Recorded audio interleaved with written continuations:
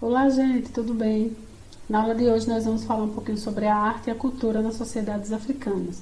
Nas aulas anteriores nós falamos um pouquinho sobre os reinos africanos, tivemos também uma revisão e hoje nós vamos falar um pouquinho sobre a arte e a cultura dentro daqueles reinos que a gente já abordou, ok? Vamos lá falar um pouquinho sobre esse assunto tão importante. Um dos pontos que eu quero começar a falar aqui é sobre os griots. Os griots, a gente já destacou eles lá atrás, quando a gente falou da importância deles para aquela comunidade, para aquelas pessoas daquela localidade, para gerações futuras. Lembram disso? Não existia, a gente já falou sobre isso, mas não tinha, eles não sabiam escrever, não tinha um local onde eles pudessem fazer registros, mas especificamente eles não tinham também acesso à escrita, eles não sabiam. E para perpetuar todo esse processo de tradição, de cultura, eles pensaram em difundir, passando de geração em geração, através da oralidade, através da forma oral. Então, dessa forma, eles começaram a difundir tradições que eles tinham naquela localidade, receitas culinárias que eles faziam, coisas que eles não podiam registrar, eles começaram a repassar oralmente aquilo que eles queriam. Vamos observar alguns pontos aí dos griots. A oralidade está entre as tradições culturais que unificam as diferentes sociedades africanas. Todos eles guardam as ricas tradições orais. Apesar de serem reinos diferentes, de terem lideranças diferentes e tribos diferentes, eles mantinham essa mesma cultura, essa mesma tradição. Século XIX, essas tradições passaram a serem transcritas, retratando a mentalidade dessas sociedades. Então, eles começaram, a partir do século XIX, começou a ter uma preocupação e um olhar diferenciado aí para a África em relação a essas culturas, em relação a essa cultura especificamente dos griots. Há um aumento dos personagens, ferreiros, agricultores, pastores.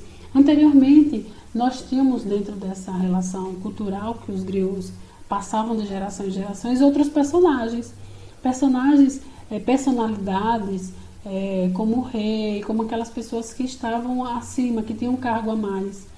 Mas com o passar do tempo, isso foi se tornando tão importante para a sociedade e eles começaram a observar que até essas pessoas, agricultores, pastores, eles tinham também importância nessa sociedade e eles teriam elementos que poderiam deixar para a sua posteridade.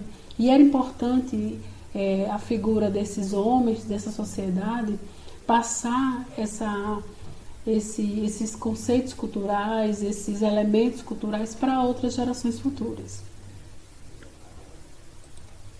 E aí nós temos o mapa africano, e aí eu quero mostrar nesse mapa aqui a influência africana, a influência islâmica dentro da África, que foi muito forte. A gente já falou sobre a Arábia e vamos falar sobre um percentual muito importante de africanos que entraram na religião islâmica, que se converteram, melhor dizendo, que se converteram à religião islâmica. Então eu quero que vocês analisem e olhem com bem atenção esse mapa aqui.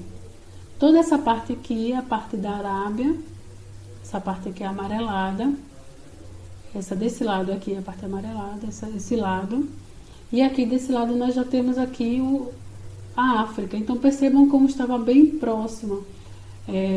A questão,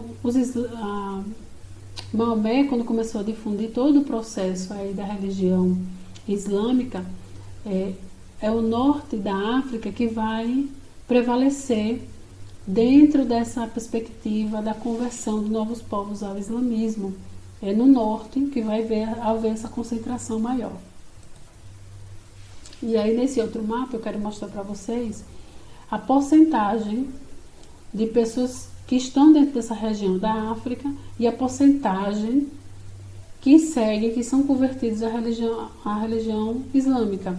Nós temos aqui 99% das pessoas que moram aqui são islâmicas. Na Tunísia, 98,2%, Argélia, 98%, Níger, 98,6%, na Líbia, 96,6%, no Egito, 94,6%, Jordânia, 98,2%, Turquia, 98%, no Iraque, 99%, na Arábia Saudita, 97%, no Iêmen, 99,1%, na Somália, 98,5%, no Paquistão, 96,3%, no Irã, 99,4%, no Afeganistão, 99,7% e o Uzbequistão, 98%. Então vejam aí como o norte da África, ele teve uma influência muito grande daí do islamismo, da religião islâmica concentrado dentro dessa região no norte da África. Então percebam que nem todos seguiram a mesma religião. Nós costumamos dizer muito que as religiões afro eles trouxeram, os africanos trouxeram as religiões, né, culturas, tradições da religião afro para o Brasil, mas existiram também africanos que eram convertidos ao islamismo e trouxeram também o islamismo para o Brasil. Observem aí essa imagem.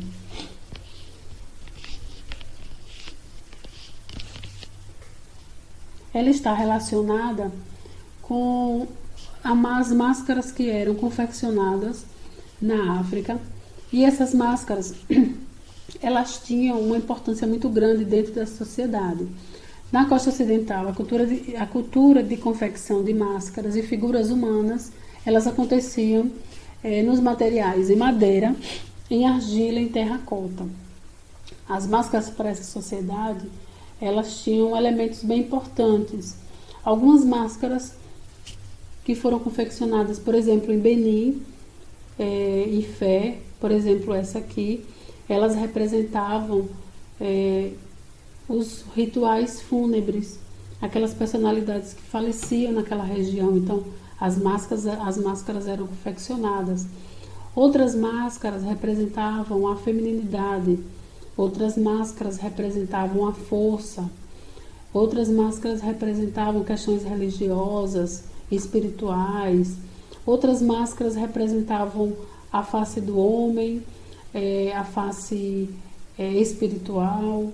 Então, cada região específica vai ter uma máscara diferente, certo? Não é todas as regiões africanas que vão seguir com as mesmas características de máscara, porque para eles, cada máscara tem um significado diferente. E dentro dessas regiões, os significados vão ser totalmente diferentes. Como eu falei, tem regiões que a questão da exaltação feminina ela vai ser contemplada, em outras regiões a questão espiritual vai ser contemplada, em outra relação de força e de poder na questão espiritual que essas máscaras tinham, também vão ter outra contribuição. Então, cada região vai ter uma contribuição diferenciada, certo?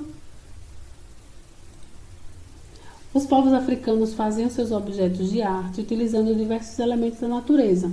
Faziam esculturas de marfim, máscaras entalhadas em madeiras e ornamentos em ouro e bronze. Os temas retratados nas obras de arte remetem ao cotidiano, aquilo que eles faziam, o trabalho deles naquela localidade. Dessa forma, esculpiam e pintavam mitos, animais da floresta, cenas de tradições, personagens do cotidiano. Então, aquilo que estava ao redor dele era contemplado nessas pinturas, nessas esculturas, nessas artes que eram promovidas aí pelos africanos. E aí a gente consegue observar nessas estátuas esses elementos, né? Da mulher trabalhando, do menino ali ajudando e o homem também no seu trabalho. E aí nós temos a cultura africana, como a dança, que nós já falamos sobre esses elementos nas outras aulas, né? A questão da cultura africana na dança, na arte, nos instrumentos musicais, nas festas, nos tambores, nas cuícas, aí na capoeira, nas artes marciais, na alimentação. A comida também vai ser privilegiada. Nós temos aqui comidas iguarias, sem igual, como a feijoada, nós temos aí o acarajé, nós temos aí o azeite de dendê também, que nós utilizamos muito na nossa culinária. Então, todos esses elementos vão ser privilegiados dentro da nossa cultura brasileira. E aí eu quero responder algumas questões com vocês sobre o que a gente abordou. Primeira questão. No Império do Mali, no século XIV, Tombuctu foi centro de um comércio internacional, onde tudo era negociado: sal, escravos, marfim, etc. Havia também um grande comércio de livros de história, medicina, astronomia e matemática, além de grande concentração de estudantes. A importância cultural de Tombuctu pode ser percebida por meio de um velho provérbio: o sal vem do norte, o ouro vem do sul, mas as palavras de Deus e os tesouros da sabedoria vêm de Tombuctu. Uma explicação para o dinamismo dessa cidade e a sua importância histórica no período mencionado era o quê? Nós vimos aí no enunciado que ele fala muito desses elementos, né? Essa importância desses elementos que eram negociados nessa região do Mali. Alternativa A: isolamento geográfico do Saara Ocidental.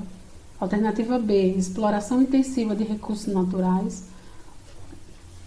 Alternativa C: posição relativa nas redes de circulação. Alternativa D: tráfico transatlântico de mão de obra servil. Ou alternativa E: competição econômica dos reinos da região. Qual alternativa apresenta melhor essa explicação sobre a comercialização no Império do Mali? O que vocês acham? Vamos responder essa questão. Vejam aí a alternativa correta: posição ativa nas redes de circulação. A gente percebe que o Império do Mali foi um império importante e Tombuctu vai ser um centro comercial muito importante, onde tudo é negociado e as pessoas vão para essa região justamente porque sabem que ali vão encontrar tudo, absolutamente tudo. Então nós temos aí uma explicação para o dinamismo dessa cidade e a sua importância, é porque ela está numa posição bem específica, a sua área territorial, ela está num ponto bem no caminho que outras pessoas, que outras sociedades precisam passar por ali. Então ela está num local, numa localidade específica. E isso faz dela um comércio, uma cidade onde há uma comercialização internacional. Vejam que ele fala lá no texto, no enunciado, diz: onde tudo era negociado. Então as pessoas procuravam o que as pessoas quisessem, o que estivessem procurando, sabiam que ali iria encontrar, porque ali havia de tudo. Próxima questão diz assim: torna-se claro que quem descobriu a África no Brasil muito antes dos europeus foram os próprios africanos, trazidos como escravos. E esta descoberta não se restringia apenas ao reino linguístico, estendia-se também a outras áreas culturais, inclusive a da religião. Há razões para pensar que os africanos, quando misturados e transportados ao Brasil, não demoraram em perceber a existência entre si de elos culturais mais profundos. Com base no texto, ao favorecer o contato de indivíduos de diferentes partes da África, a experiência da escravidão no Brasil tornou possível o quê? Alternativa A: a formação de uma identidade cultural afro-brasileira, a superação de aspectos culturais africanos por antigas tradições europeias. Alternativa C: reprodução de conflitos entre grupos étnicos africanos. Ou alternativa D: manutenção das características culturais específicas de cada etnia. Ou letra E: resistência à incorporação de elementos culturais indígenas. Percebam que nessa questão, pessoal, especificamente, ele fala no texto sobre essa mistura cultural. A parte principal ele fala assim: há razões para pensar que os africanos, quando misturados e transportados ao Brasil, não demoraram em perceber a existência entre si de elos culturais mais profundos. E é nessa questão, é nesse enunciado que ele fala, ele dá elementos aí dessa divisão, dessa troca cultural e desse legado cultural que os africanos deixaram aqui no Brasil. E aí a pergunta é, com base no texto, ao favorecer o contato de indivíduos de diferentes partes da África, a experiência da escravidão no Brasil tornou possível que, no enunciado ele fala sobre essa mistura, pessoas que estavam, africanos que estavam em diferentes reinos, agora trazidos para o Brasil, eles vão ter contatos uns com os outros. E cada região específica, ela tinha uma cultura, eles desenvolveram algo. Então a questão fala sobre isso, sobre essa união desses povos quando vieram para o Brasil, trazidos como escravos, essa mistura de reinos, de povos que eram de reinos diferentes, o que foi que eles promoveram aqui no Brasil. Essa questão é muito simples e muito fácil. Ela está falando sobre a questão cultural afro-brasileira. Todos esses legados e elementos que foram trazidos de lá para